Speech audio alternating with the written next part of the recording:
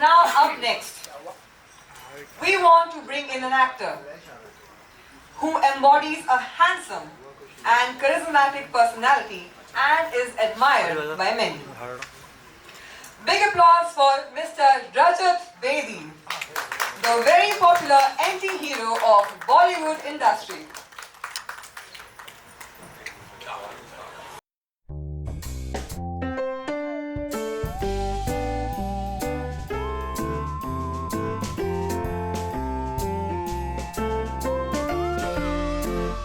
And now, it's been a long time since we are meeting someone who has entertained us all with not just his comedy, his serious and negative roles as well. Now everyone knows his name, and his name is Mr. Raju. Well, I'm sure you must have. Well, that is how we popularly know you, sir, now. I mean the dashing and very versatile actor, Mr. Sharman Joshi.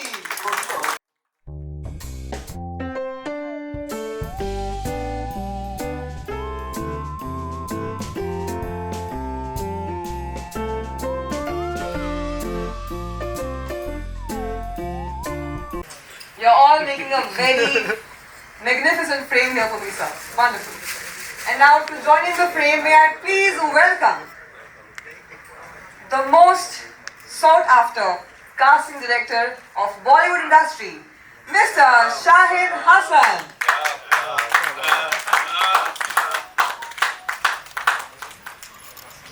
Thank you, sir. And now we may please begin with the interview. I'll have a couple of questions for you all, and I'll be joining you in no moment.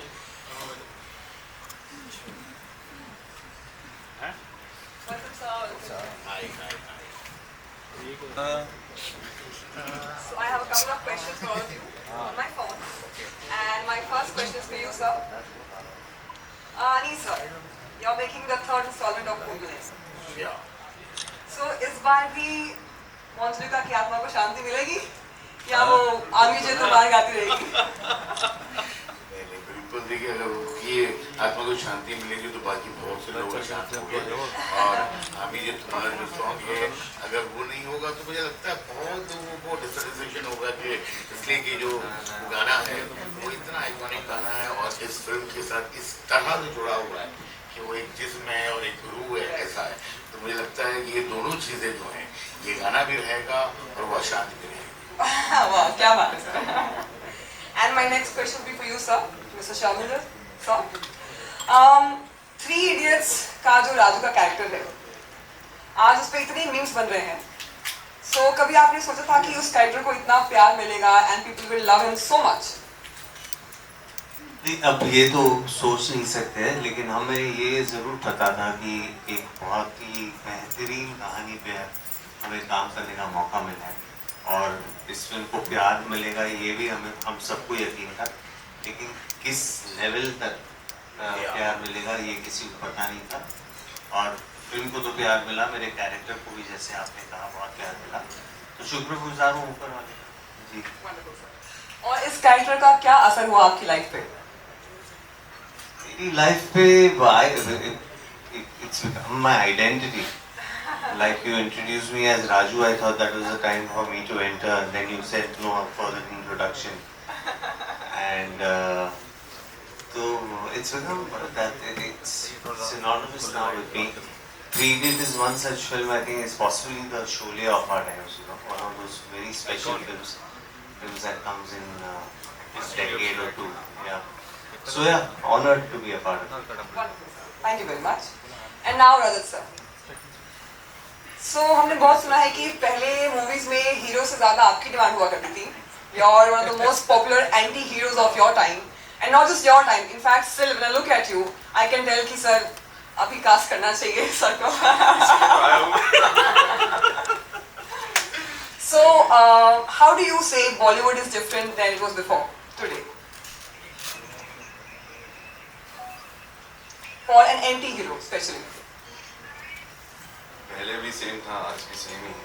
कुछ आप तो sir same ही हैं, आप अलग नहीं लग रहे। कुछ बदला नहीं, ना मैं बदला हूँ, ना वक्त बदला है, ना इंडस्ट्री बदली है। वो वक्त भी सेम था, ये वक्त भी सेम है। तो मैं कहूँगा कि डेफिनेटली ओटीटी के आने से बहुत बदलाव आया है, बहुत मौके मिले जा रहे हैं, बड़े और बहुत सारे नए कलाकार आ रहे हैं. I'm so happy that industry में हर technicians, from technicians to actors to the financial world also, everyone's getting an opportunity to be a part of the industry, Bollywood industry. Growth बहुत हुई है और I would say कि audience को अलग अलग content देखने का मौका मिल रहा है. Now they are understanding much better, they're getting to see better content. एक वक्त तो ऐसा भी था कि सब OTT पे ही देख रहे थे, थिएटर पे कोई जा नहीं रहा, मतलब थिएटर का वक्त आ गया वापस. So I would say this is always going to be, the industry is always going to be like that. Thank you. Thank you very much. My next question is for you, Shahid sir. You're one of the pioneers of change in the world of casting. How would you say actors were perceived maybe a decade ago, and how are they being perceived now? Especially the upcoming actors, because I believe many actors would want to know this, that when they reach Mumbai and they want to audition for a role, they don't know who to go to. And many times they make this mistake of going to the wrong people and they are not treated well at the same time. How do you think the industry, the casting industry is different now? देखिए casting industry में बहुत ज़्यादा change हो गई है, क्योंकि पहले films होती थी और अभी OTT आती है. तो जो बहुत सारे एक्टर्स थे जिनको फिल्म्स में अपॉर्चुनिटी नहीं मिलती थी, उनको OTT के थ्रू अपॉर्चुनिटी मिली है और OTT से वो लोग भी फिल्म्स में आ गए. तो ये एक बड़ा प्लेटफॉर्म है स्पेशली एक्टर्स के लिए. Right, wonderful, sir. Very well said. Thank you. Back to you, Sharman sir. I'm doing a clockwise interview. merry-go-round. Merry-go-round. Raju being Raju. Sir हमारे दर्शकों का, सारे मीडिया का, जो सब यहाँ लोग बैठे हैं, सबका एक सवाल है कि सर कमों की शादी पे मारुति 800 मिली थी. ये लोग सबने बहुत कंट्रीब्यूट किया. अपना रांचो और मैडी के कैरेक्टर का नाम भूल रहा हूँ, कंट्रीब्यूट करके रोल्स रॉयल्स से ले आए थे वो लोग. सीक्वल में कौन सी गाड़ी लाएंगे? आई थिंक हवाई जहाज लानी पड़ेगी. सीक्वल अभी मैं आज यहाँ पे कुछ बोल दूंगा, अभी जब बोलेंगे सीक्वल बन रहा है, तो ऐसी कोई बात नहीं, ऐसी मजाक में कहना. या शायद बन रहा है, क्या पता, क्या पता, क्या पता. Okay, sir. And sir,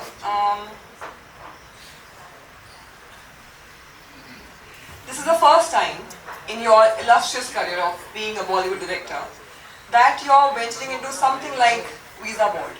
You're backing it up with all your might, all your energy, all your efforts. What is one quality of Visa Board that is making you step out of your comfort zone and want to give it your all? What is one thing that makes you believe in it so much? Actually, I'm from Gujarat and luckily Mr. Hiren Thakkar and Pranab हमारे जो भाई हैं वो भी तो गुजरात से हैं. हमेशा से मेरा इंटरेस्ट रहा है मैं कुछ और थोड़े से चीज़ों में भी इन्वॉल्व रहूं. और ऐसा नहीं है कि visa board is the first company जहां पर मुझे, इसके पहले कई लोगों के साथ मैंने जुड़ने की कोशिश की, लेकिन कहीं ना कहीं मुझे उतनी सेटिस्फैक्शन नहीं मिलती. और जो लास्ट जब लोगों से मेरी मुलाकात हुई और 3-4 दिन मैंने अहमदाबाद में गुजारे इनके ऑफिस में, इनके घर पर, तो आफ्टर मीटिंग विद प्रणब भाई एंड ठाकर भाई, उनकी कंपनी को जो विजन था और जो मिशन था वो जो सब समझने के बाद मुझे लगा कि इस कंपनी के साथ जुड़ना चाहिए. एंड बहुत कम बार ऐसा होता है कि बहुत कम वक्त में आपको इतना विश्वास बन जाता है. चूँकि मैं गुजरात से हूँ तो मेरे बहुत सारे दोस्त वहाँ हैं और जब जब मैंने जहाँ जहाँ जिक्र इनके बारे में किया और वीज़ा बोर्ड के बारे में किया तो मुझे बहुत अच्छी अच्छी बातें सुनने के लिए मिली. और मैंने कहा कि यार इस कंपनी के साथ जुड़ना चाहिए और इसकी तरक्की के लिए जो भी हम कर सकें, इसलिए मुझे लगता है इसका फ्यूचर बहुत ब्राइट है. Thank you very much, sir. Very well said, sir. And now, Rajat sir, what would you like to say about Visa Board? First, I would like to congratulate the principals. Sir, congratulations for coming up with this unique idea, which is supported by AI, I believe, artificial intelligence. जो सही कहते हैं वो घंटों का काम मिनटों में. I think this is a great idea, and now I am a Canadian passport holder, but मुझे याद है वक्त ऐसा भी था जब हम वीज़ा कहीं पर इंटरनेशनली ट्रैवल करना था तो मतलब बहुत वक्त लिया करता था to get a visa, and it used to be very frustrating. वो ही घंटों का काम नहीं, I would say months का काम इन्होंने मिनटों में कर दिया using the AI platform. And I would like to congratulate Anees Bazmi sir. हमारे तो इनके पारिवारिक रिश्ते हैं इनके साथ, मतलब मेरे दादा, मेरे फादर, फिर हम hopefully आगे आने वाला मेरा बेटा भी he'll get his blessings. But Anees भाई के बारे में मैं ये कहूँगा, he is a true entrepreneur. As a superstar director and a superstar writer, he's also a visionary, and he's ये हमेशा other than the film industry मैंने ये देखा है ये कहीं ना कहीं he keeps looking at opportunities, and I was amazed जब मुझे शाहिद भाई ने जिक्र किया कि यार अनीस भाई has come up, has supported a startup. मैंने बोला wow, now young generation में सारे startups में घुसे हुए हैं, but Anees bhai getting into a startup and supporting it has been so credible, mind blowing, sir. Like God bless, wishing you. Did you just call him not young? No. I'm telling you, no. You sit with him. He can only make you laugh.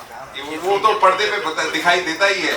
Age is not the criteria, but he's completely young, and he's a child at heart. Child at heart, but with the experience of huge director. Oh my God!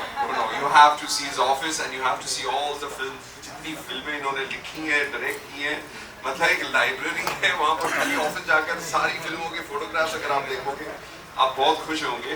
But yes,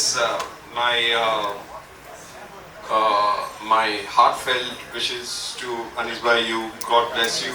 I hope Visa Board makes history in the tourism industry and helps the community, and also your other partners. Congratulations, sir.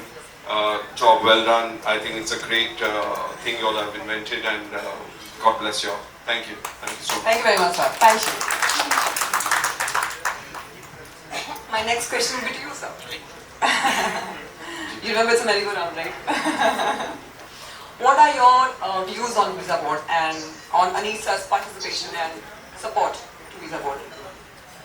देखिए visa board पे क्योंकि अनीस भाई आ गए हैं तो जो चीज़ चल रही है वो बहुत फास्ट चलेगी, और अनीस भाई का सपोर्ट है तो मिस्टर हिरेन ठाकुर और प्रणव जी को भी उस बेनिफिट मिलेगा. मुझे लगता है कि वीज़ा बोर्ड जो है बहुत कुछ आगे करने वाला है.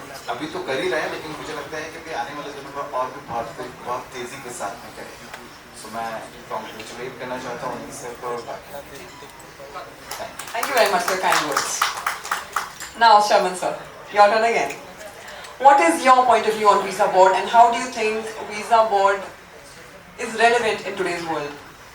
So Anees bhai, man with the golden touch, if he's identified the potential of Visa Board, we can be all rest assured that there will be a service which will be very noteworthy. I don't know the technical aspects of it, but Anees bhai has briefly told me, and it seems.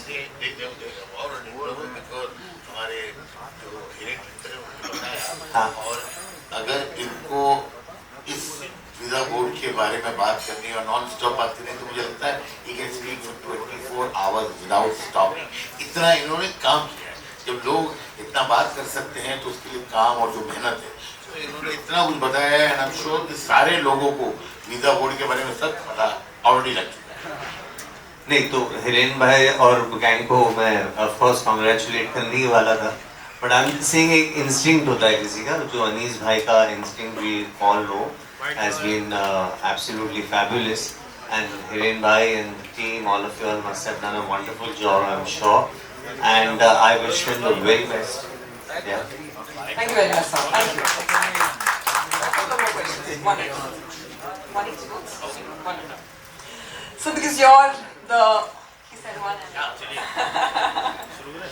So because you're one of the most respected and most capable directors of our time, how can we use your direction at Visa Board? How is Visa Board going to benefit from your direction? और normally मैं actress को बताता हूँ क्या करना है, कैसे करना है, क्या लिखना है, क्या मैं डायरेक्ट करता हूँ। यहाँ पर एक दोस्ती है हिरेन भाई प्रणव भाई से एंड एक विश्वास है। तो मैं जहाँ पर वहाँ पर मैं एज एन एक्टर हूँ, ये हैं डायरेक्टर्स, ये जिस डायरेक्शन में चलने के लिए कहेंगे मैं चलूँगा and That is something new. So we are seeing Anisa as an actor now. Because क्या है कि जो फिल्म जो बनाते हैं तो सबको कुछ ना कुछ हर चीज़ मालूम होती है फिल्म की। जो थोड़ा 2% ज़्यादा जानता है इज द डायरेक्टर। और इस फिल्म के लिए जिसका नाम है वीजा बोर्ड, जो डायरेक्टर हैं वो मुझसे बहुत ज़्यादा जानते हैं, तो I should follow him. Wonderful, sir. Thank you very much, sir. Thank you everybody for your time and such insightful interview.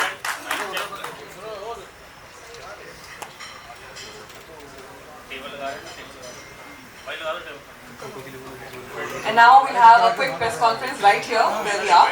The media will have some questions for you all. Media is already very excited.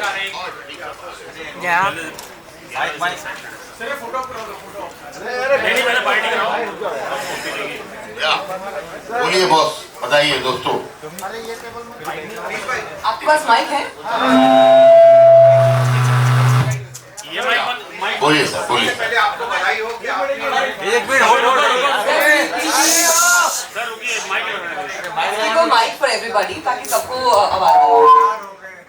Thank you, thank you. मेरा नाम लोकेश शास्त्री है।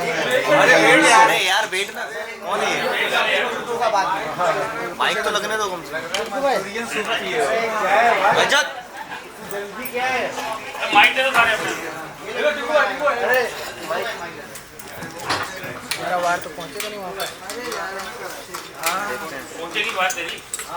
Startup को इतना support दिया है, इतना प्यार दिया है, तो आप इतना जानते हैं इसके बारे में, आप कुछ बता सकते हैं कि अपने जो फिल्म इंडस्ट्री के लिए कोई स्पेशल एडवांटेज इस ऐप के थ्रू कुछ फ़ायदा हो सकता है क्या? हम लोग का वीज़ा का जो प्रॉब्लम है जो सॉल्व करना है।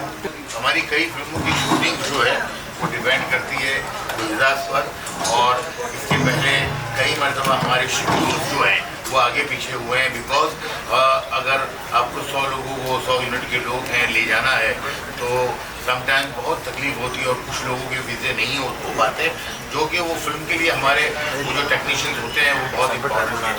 तो आई एम श्योर कि फिल्म लाइन के लिए बहुत बहुत फ़ायदा होगा।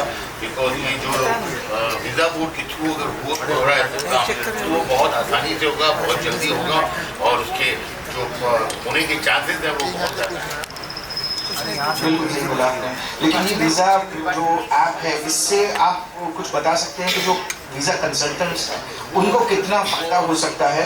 हो सकता है उस बारे में सबसे ज़्यादा बता सकते हैं हमारे खट्टर साहब, और उन्होंने पूरा बताया है काफ़ी लंबा। आप अगर ये सनसेट में समझ जाते तो थोड़ा सा बता दीजिए। तो इसका मेरा जो सवाल था जो नहीं पता चला मुझे कि वो छोटे छोटे कंसल्टेंट जो ट्रैवल एजेंट्स हैं अपने ऑफिस स्पेस में बैठकर काम करते हैं, क्या वो लोग भी आपके ऐप का इस्तेमाल कर सकते हैं? और क्या उनको ऐप के थ्रू ही होता है या कंप्यूटर के थ्रू होता है? और कोई किस तरीके से उनका मैसेजिंग आती है कि ये ऐप ये वीज़ा प्रोसेस हो गई, पास हो गई? इसके बारे में अगर आप कुछ थोड़ा सा एलाबोरेट कर सकते हैं। ये एक्चुअली जो आपने क्वेश्चन पूछा है ना वो बहुत ही बर्निंग इशू है एट द मोमेंट, कि जितने भी वीज़ा कंसल्टेंट हैं इसमें वीज़ा कंसल्टेंट के 2 टाइप है, एक एजुकेशन कंसल्टेंट है और एक ट्रैवल कंसल्टेंट है। तो जितने कंसल्टेंट इस इंडस्ट्री के अंदर काम करते हैं तो उन लोगों को ये वीज़ा बोर्ड जो कंपनी है, जो अपना डिजिटल प्लेटफॉर्म है, वो पूरा वीज़ा असिस्टेंस के अंदर हेल्प करते हैं, रैपिड SOP के अंदर हेल्प करते हैं। हमारा आर्टिफिशियल इंटेलिजेंस टेक्नोलॉजी है जिनके थ्रू उन लोगों का SOP कुछ ही मिनट के अंदर बन जाता है।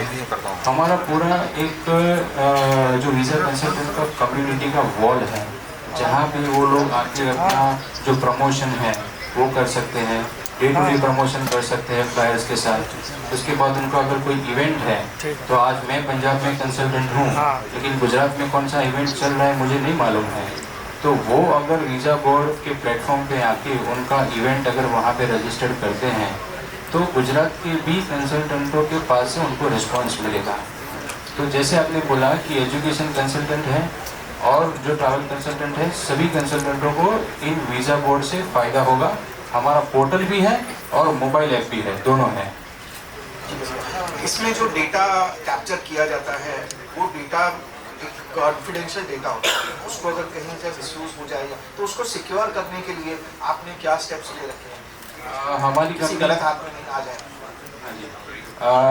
वो जो हमारी कंपनी है जो visa board, we are the ISO certified company, so we are abiding all the rules and regulations of the Indian government and we have all those registration certificate which are required for the data accuracy. And what are the business visas and travel visas, the tourist visa? There are different types of visas. So how does AI use their intelligence to make it easier for the people to apply the visa in the right sector? उसके बारे में कुछ थोड़ा। Right, अभी जो visa के लिए जो लोग अप्लाई करते हैं, जैसे स्टूडेंट वीज़ा होता है, विजिटर वीज़ा होता है, then there is a super visa, then there is camp plus visa, then there is student dependent visa, then there is dependent visa. तो ये जो सारी कैटेगरीज हैं जो कि हमारे वीज़ा बोर्ड पोर्टल के ऊपर अवेलेबल है, जिनके अंदर हम असिस्टेंस दे रहे हैं और with the help of technology they will be able to seamless their entire process. Mister Gopalani, एक आपके लिए क्वेश्चन के ये वीज़ा बोर्ड के ऐप से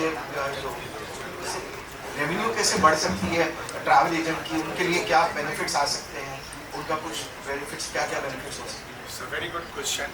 Take the mic. First of all, actually, see, I will express my thanks for you people कि आप लोग सब यहाँ आज इस इवेंट को जो है आप इकट्ठे हुए हैं, और जो खास करके जो इस वक्त इंडस्ट्री का वीज़ा कंसल्टेंट का जो बर्निंग इश्यूज हैं जिसके ऊपर हम बात कर रहे हैं, तो रेवेन्यू सबसे बड़ा एक इशू रहता है।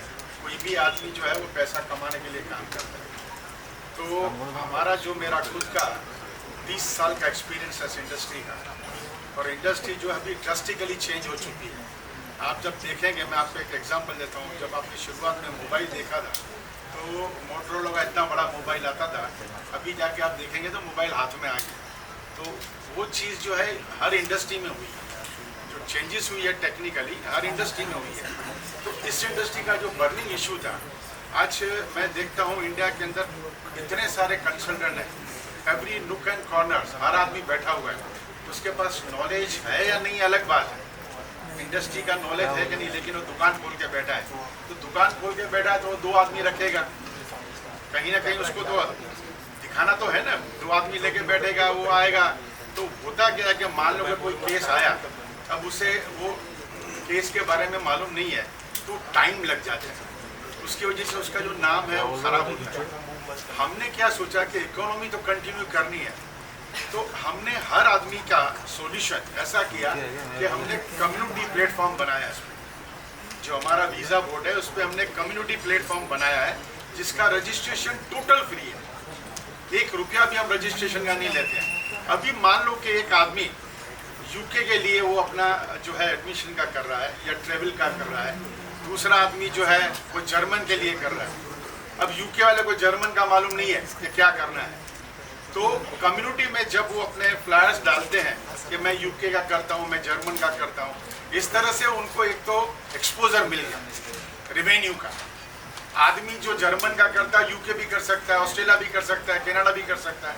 तो जो रेवेन्यू के जो उसको जो ऑप्शंस थे वो हमने बड़ा कर दिए। दूसरा कि एक आदमी अगर समझो जो कॉस्ट होती है, आज किसी के पास 2 एप्लीकेशन है तो उतने आदमी लगेगा, कल कोड के 10 एप्लीकेशन आ गए तो आदमी को बढ़ाना है, फिर 0 आए, तो उसका जो कॉस्ट है, देखो cost saving is also revenue generation. हमने उसकी कॉस्ट है ना बिल्कुल 0 कर दिया। उसे करना क्या है, उसका जो भी कुछ आया सीधा ऑनलाइन प्लेटफॉर्म पे डाल देना है, और आर्टिफिशियल इंटेलिजेंस जो हमारी अल्स्टर अभी जो है टेक्नोलॉजी, उससे उसको जो अभी सर ने बताया कि महीनों के काम जो है वो घंटों में हो जाते हैं। अब जो महीने की कॉस्ट है वो आपको घंटों में से आपका रिजल्ट मिल गया, तो आप फोकस किस पे करेंगे, बिजनेस पे करेंगे। तो दैट वे आज अगर आप 2 क्लाइंट को सर्विस दे सकते हैं तो हमारे इस प्लेटफॉर्म से आप 10 लोगों को दे सकते हैं, 100 लोगों को दे सकते हैं। तो जो आपकी इनकम 2 लोगों की है, it will convert into 100 people. So that is the way of generating and enhancing the revenue. Thank you very much. Sir इसके पीछे आपकी बहुत मेहनत दिखाई दे रही है। मैंने अभी आपको मुझे देखा तो उसके अंदर जो दिखाई दे रहा है उसमें बहुत मेहनत गई है आपकी। आपने बहुत सारी रिसर्च की होगी, बहुत सारे आपको चैलेंजेस आए होंगे, उसके बारे में अगर आप कुछ बताएं और कुछ सक्सेस स्टोरीज के बारे में अगर कुछ बता सकें। सर हमने जो है ना, हम खुद जो है इस इंडस्ट्री में एज अ एजेंट कंसल्टेंट है। हमारी खुद की अपनी एक कंसल्टेंसी है सुप्रीम इंटरनेशनल के नाम से, जहाँ पे हम लोग स्टूडेंट की वीज़ा करते हैं, अलग अलग जो है हम उस पर काम करते हैं। तो ये हमारा खुद का पेन था।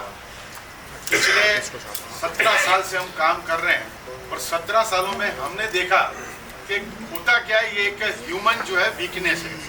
कोई भी आदमी जब कंपनी में 4 साल या 3-4 साल जुड़ना हो जाता है ना, उसको क्या लगता है कि कंपनी मेरे बगैर चल ही नहीं सकती। उसका एक ये ह्यूमन टेंडेंसी है। तो वो क्या होता है कि जब हमारा काम बढ़ता है, हम उसको बोलते हैं कि भाई ये अभी काम आपको करना है, वो आके क्या बोलता है, सर मेरा तो सैलरी बढ़ा दो, नहीं तो मैं कल से नहीं आना। That's a big issue. और वो इतना हेडेक था कि मुझे जो बिजनेस करना था कि भाई मुझे साल का टारगेट था कि 200 स्टूडेंट करने हैं, मैं 50 नहीं कर सकता था। क्यों कि सुबह आ जावे, मैं सर कल से नहीं आ रहा हूँ, मेरी सैलरी बढ़ा दो, मेरी तो मदर बीमार हो गई, मेरा ये हो गया। So this was the human problems. Labour का इतना इशू था। और उस दिन हमने सोचा, हिरन और हम बैठे और हमने कहा कि हिरन, इस इंडस्ट्री में अगर हमें आगे जाना है तो ये जो ह्यूमन हिंड्रेंसेस है ना, इसको ऑटो में कन्वर्ट करो। तू कल से क्यों, आज से अभी चला जा। This is the solution. अभी हमें कोई ऑफिस में बोलता है ना, सर कल से नहीं आऊंगा, वो डर हो गया उनको कि अब तो मुझे आना ही है। अभी मैं आपको कल का एक केस बताता हूँ। कल एक एम्प्लॉय ने आके हमको बोला कि मेरे को तो ये चाहिए। अरे भाई तेरे को नहीं देने का, चली जा। फिर शाम को आके रोने लगी। हाँ मतलब कोई भी था, शाम को आके रोने लगे। हमने कहा कि भाई तुम्हारा रोना धोना देखें कि हम अपना बिजनेस देखें। तुम्हारी जगह अपनी सही है, हम आपको सब फैसिलिटी देते हैं। So we are ready to facilitate you in all the manner, but business का मालिक मैं हूँ। और आप अभी कैसा मालूम है, जैसे अभी मैड सर्वेंट होती है ना, अगर आपके यहाँ मैड नहीं आई तो खत्म, पूरा घर मैड हो जाएगा। This is the industry. इसमें अगर आपके पास एम्प्लॉय ने ये कर दिया ना, वो सॉल्यूशन मैंने वीजा बोर्ड से लिया। हमने 3 साल इसके ऊपर मेहनत की। हम कम से कम 50 IT लोगों को मिले, हमारे प्रॉब्लम सॉल्व करते। देखो मार्केट में आने से पहले हमें बहुत कुछ रिसर्च करना पड़ता है, बहुत सारी चैलेंजेस को एक्सेप्ट करना पड़ता है। सो दिस वे हिरन और मैंने दोनों ने बैठ के बहुत रिसर्च किया। डे बाय डे हम जो है उस पर काम करते गए। हम अपना बिजनेस भी करते थे, ये भी करते थे। और इस तरह से आज ऊपर वाले की दुआ से, बज़मी साहब के सपोर्ट से, आप लोगों की जो है दुआएं हैं, आज हम इस लेवल पे पहुंचे हैं। और मैं आपको बताता हूँ, ये इंडिया का पहला ऑनलाइन प्लेटफॉर्म है। We are the first company. और इसके अंदर एक और मैं आपको बताऊँ, हमारा सबसे जो ट्रांसपेरेंसी का मामला है, उस ट्रांसपेरेंसी के लिए हमने क्या किया मालूम है, किसी को अगर इसके अंदर का अलग अलग सिस्टम है, हमने यहाँ तक बोल दिया कि किसी को अगर हमारी सर्विस समझ में नहीं आई ना, तो we are ready to return their money, पैसा वापस दे रहे। This is the kind of transparency we have in this system. Hello Anees भाई, नरेंद्र गुप्ता। सर आप फिल्म इंडस्ट्री से जुड़े हैं और अक्सर मेकर्स फॉरेन में जाके शूटिंग करना पसंद करते हैं। और जैसे आपने स्वीकार किया कि उनको वीज़ा में बहुत सारी तकलीफें आती हैं, तो आप ये ऐप वीज़ा बोर्ड को फिल्म इंडस्ट्री तक कैसे पहुंचाएंगे कि उनको ज़्यादा से ज़्यादा बेनिफिट मिले? देखिए मैं यहाँ हूँ तो सबसे पहले शुरुआत मैं अपने घर से करूँगा। जो भी मेरी नेक्स्ट शेड्यूल शूटिंग अगर बाहर होगी तो सबसे पहले मैं उन्हें ये कहने वाला हूँ कि भाई यहाँ से देखिए आप। और जब उन्हें मालूम पड़ेगा कि ये काम जो इतना मुश्किल था और इतनी आसानी से होता है, तो आई एम श्योर कि ये धीरे धीरे बात फैलेगी। एंड कोई भी जल्दी नहीं है हमें, इसलिए कि बहुत सोचकर, बहुत समझकर, बहुत मेहनत करके यहाँ तक ये कंपनी पहुँची है। तो इसके आगे भी जो है बहुत सोच के, समझ कर, बहुत इसका अच्छा फ्यूचर करना है। तो वो मुझे लगता है कि अगर हम ठीक से काम करें तो अपने आप ही हो जाएगा।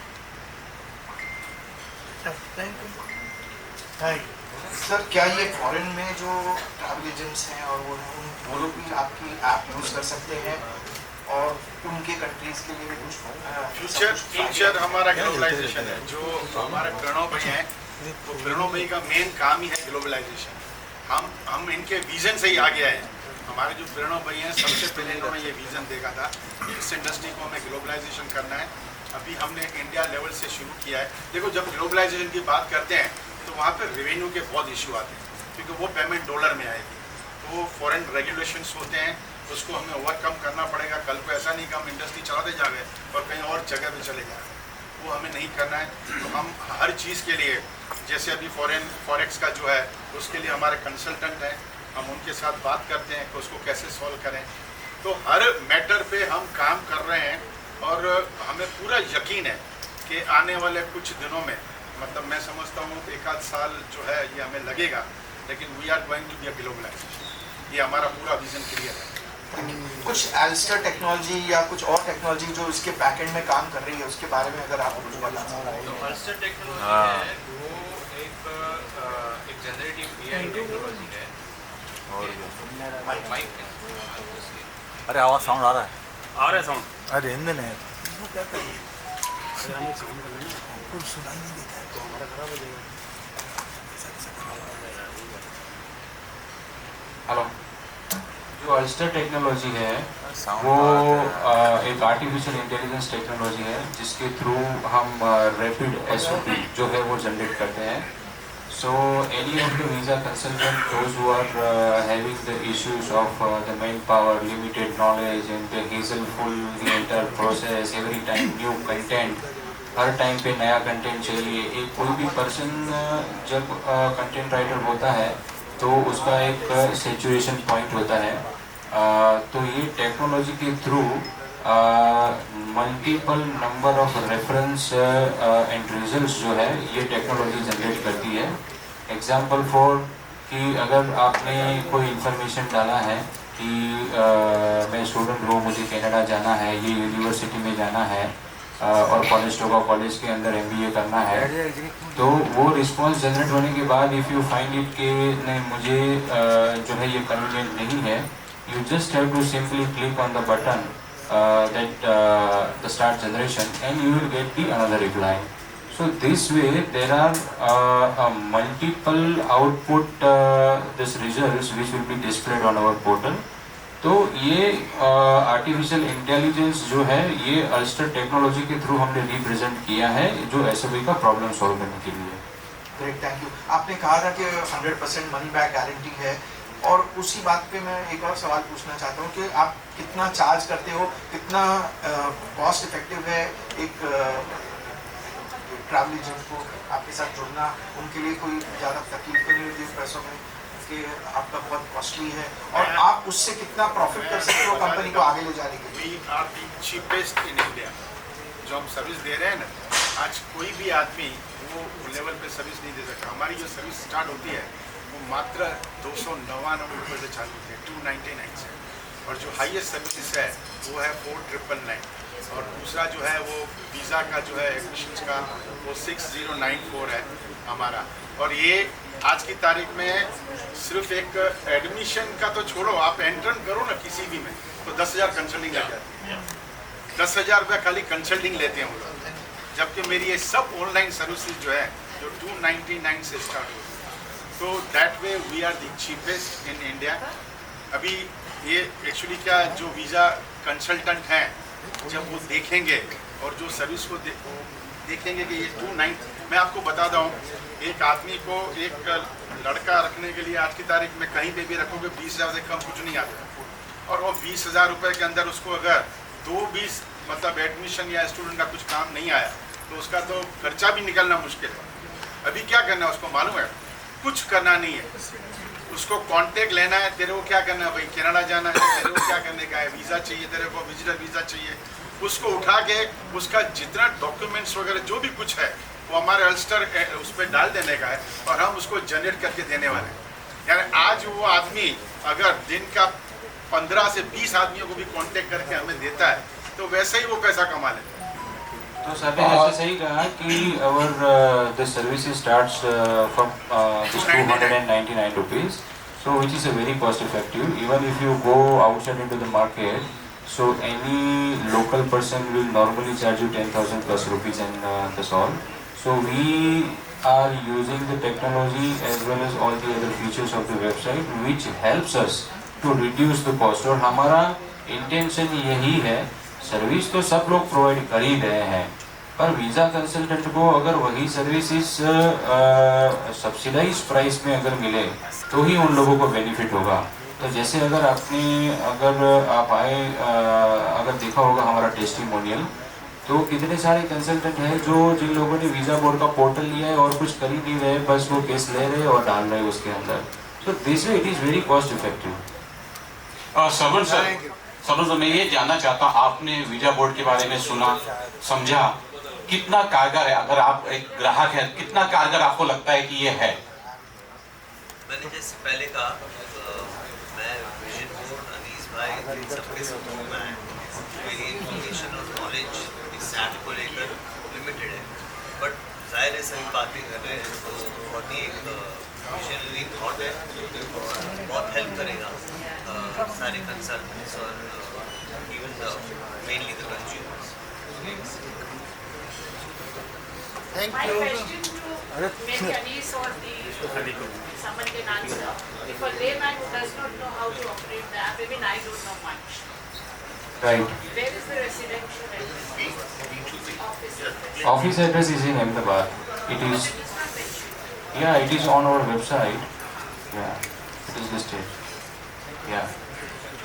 And who operators in the app? Sorry. It is the brochure ma'am which you are holding at the moment. Yeah, there's no address. It is as our office is located in Ahmedabad. It is in Gujarat. There is 204 Gala Argos, Ahmedabad. Yeah. Okay. Thank you for the point to give to us. Next time we'll take care. Thank you. Website is mentioned. Yeah, already it is digitally, morally we are promoting. Yeah, it's okay. But ma'am, the another thing is about it is all B2B. So normally our presence is digital. So we are not focusfully want the people to come to our office. So that is why the address is not much focused on the browser basically. So it's a B2B oriented kind of a thing. Thank you. Anybody else? If any other questions? If anybody else. ये table हटा दो. रुको. Please request all our guests to be on stage for a picture. सुशील भाई, ले लो photo ले लो. Table नीचे कर दो. Table. Ankit bhai and Dinesh bhai, those who are sitting backside, please come on the stage. Thank you.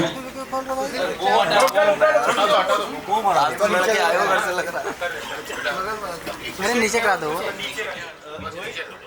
हाँ बस मैंने भी निकाल दिया. क्या लग जाएगा? I would request Snehal Jalwani sir, Swapnil Kalute sir, Prateek Patel, and Ramesh Bhai Patel sir to please join us on the stage for a photo for this video. Light on करो. Light chair हटाओ.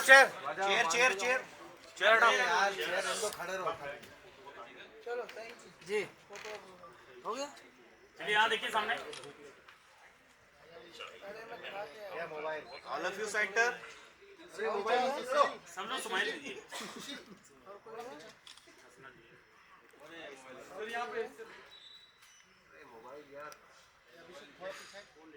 Let's do 3 cheers for Visa Board. Hip hip!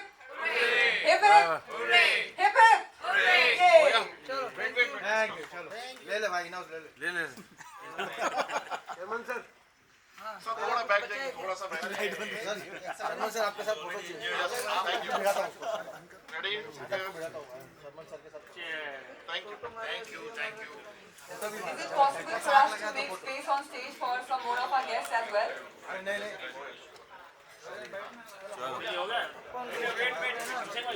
May I please request all our special guests, all our fraternity from Bollywood to please stay on the stage for a minute so that some more guests can join you for the pictures. Back up. हो गया अभी आधे घंटे का छप गया. वो भी निकल.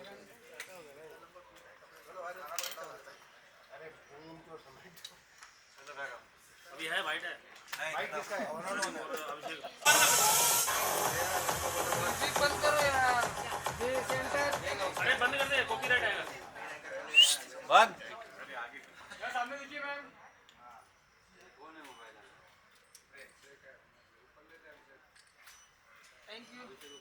अरे अभी Look center, all of you. चलिए हो गया वेट वेट वेट सुशील भाई जल्दी कर यार hold hold hold hold sir hold ये आगे जाएगा thank you thank you Thank you. चलिए चलो बंद कर अभिषेक रुकना अभी Experience and a little about visa board. One. A quick question each. Table लगाओ फटाफट